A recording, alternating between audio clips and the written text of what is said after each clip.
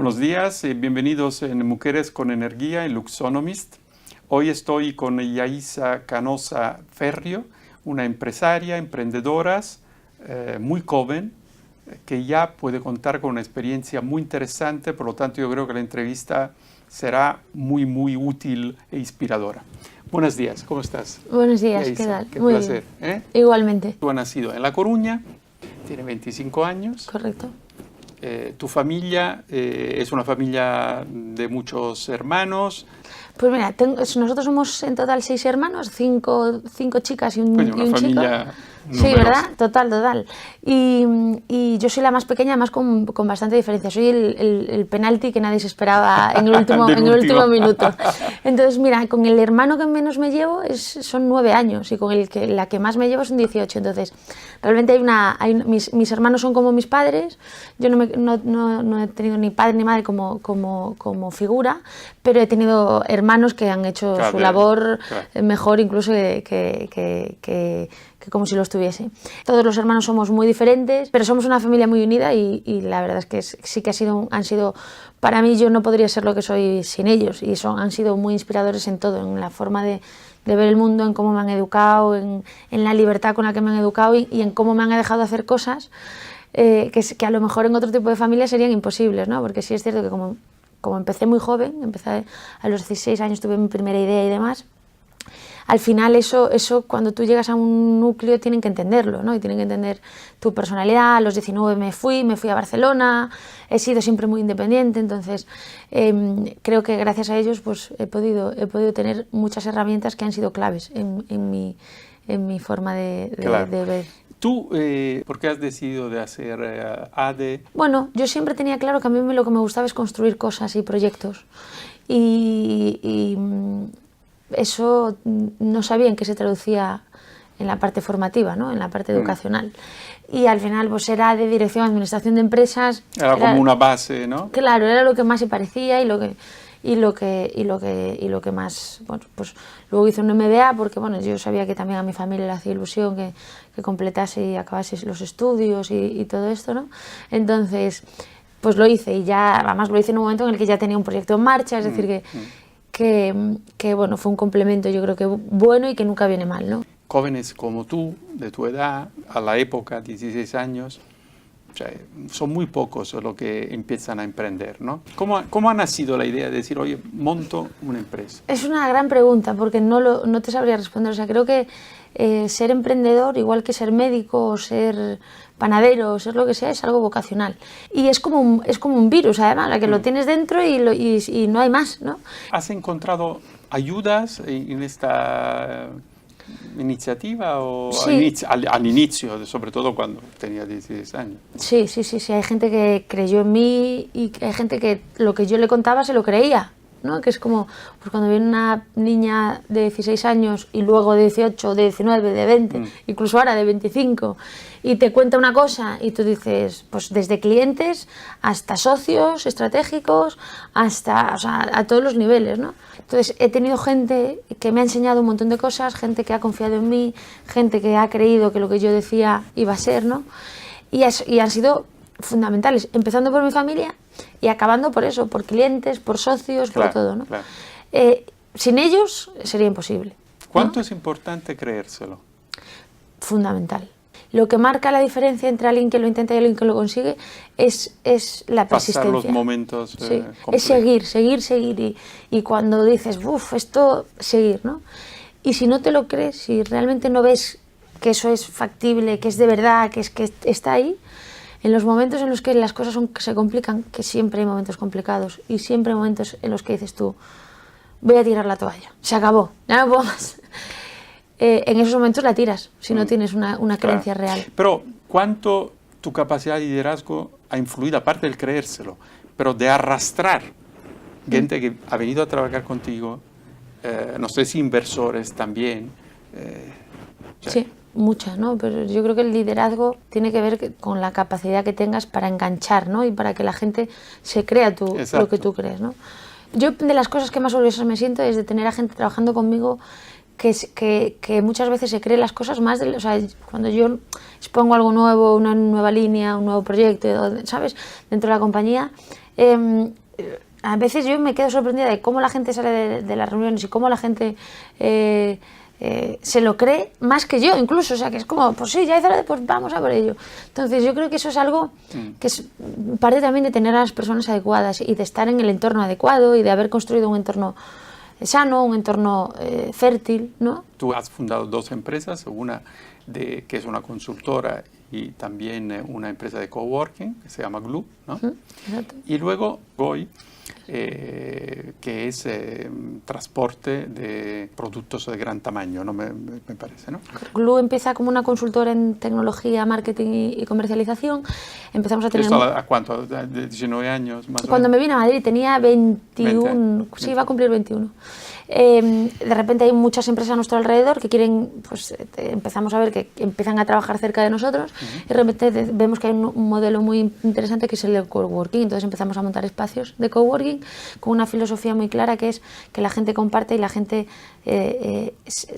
no solo vaya a un sitio a trabajar, sino que pegue talento, pegue experiencia y pegue vivencias. Además, sea como al final tú tienes tu casa, tienes tu hogar, pues sea tu hogar en el trabajo, ¿no? Donde te sientas a gusto y tengas algo más que una silla, una mesa y tus compañeros de trabajo.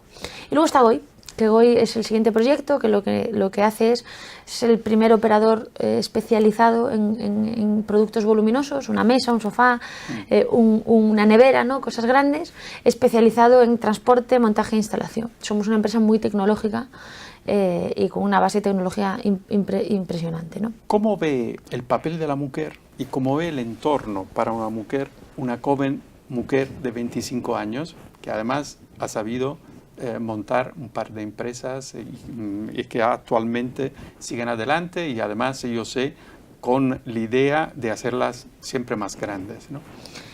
A ver, yo creo que todos tenemos dificultades. Ser joven y ser mujer, desde luego lo es.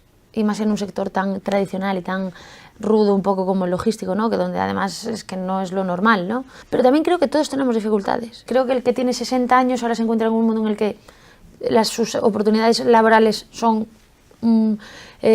injustamente pocas. Creo que el que ha estudiado cosas que se están quedando obsoletas tiene muchas dificultades en el mercado.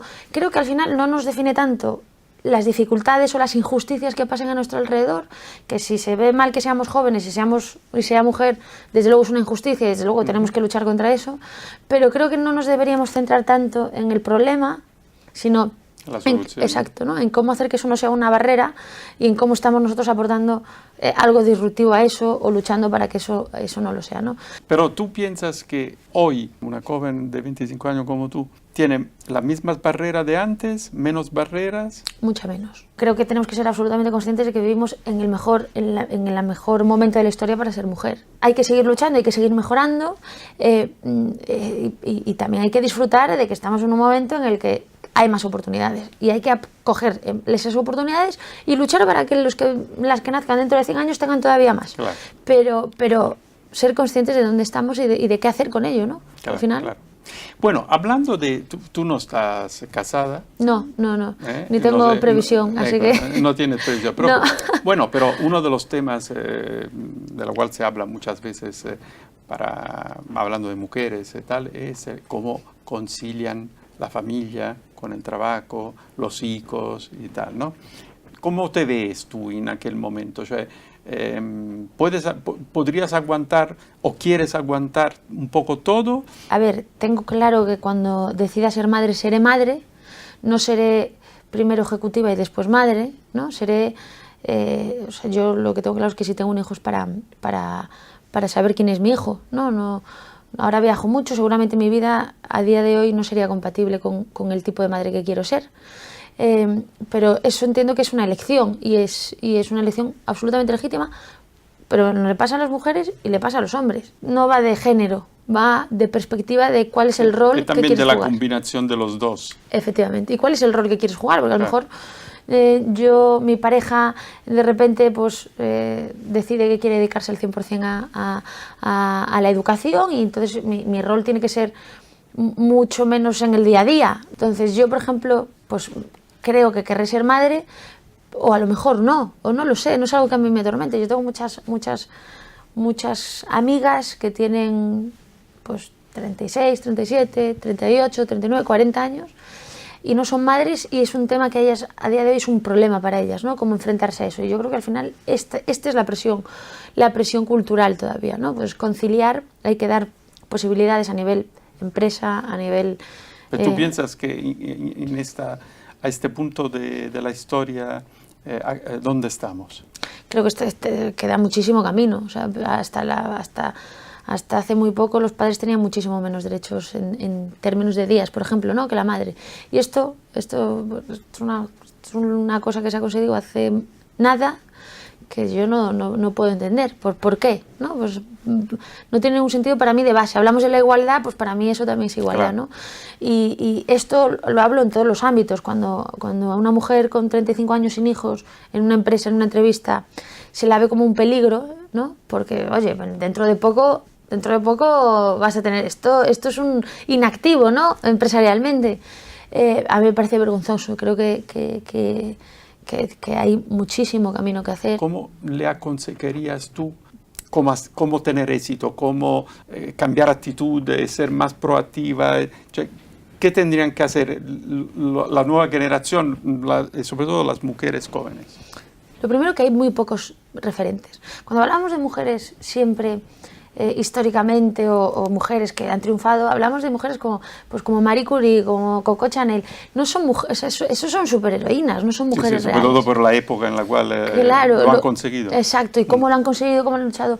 Tenemos que acercar referentes reales y tangibles y mundanos y cotidianos, y gente que esa niña vea que se vea que tiene más en común, sí. ¿no? Entonces, al final, lo primero es lo que tú comentabas, creérselo y creer que tú puedes, y para esto también nosotros tenemos que poner al servicio de esas generaciones referentes que les hagan creer que sus sueños pueden cumplirse. Sí, que son reales, casi contemporáneos. Efectivamente, ¿no? Entonces eso es para mí lo primero, y que ellos mismos no vean, no le hagan caso a las barreras que nos hacen creer muchas veces que están, porque no están, las barreras solo están aquí, únicamente. Y luego yo siempre lo digo, y es que yo no conozco a nadie que se arrepienta nunca de ser valiente. Conozco a gente que ha sido valiente y le ha salido mal, y no pasa nada, y luego has vuelto a ser valiente y le ha salido fenomenal. Pero conozco, y esto sí, a muchísimos cobardes que se han arrepentido toda su vida, que elijan en qué parte quieren estar, ¿no? En la de los valientes con más o menos éxito, o en la de los cobardes frustrados con más o menos éxito también, porque al final las probabilidades de fracaso están igual en las dos. ¿No? Entonces, hay que ser valiente, hay que atreverse y hay que creerse las cosas que queremos, porque vida tenemos una, por ahora que conozcamos, así que pues hay que luchar porque sea lo más parecido a lo que aspirábamos. Muchísimas gracias por tu punto de vista, que además es el punto de vista de los jóvenes como tú, que viven en este momento la realidad de hoy. Muchas gracias. Ha sido un placer. Igualmente, gracias, un placer. Gracias.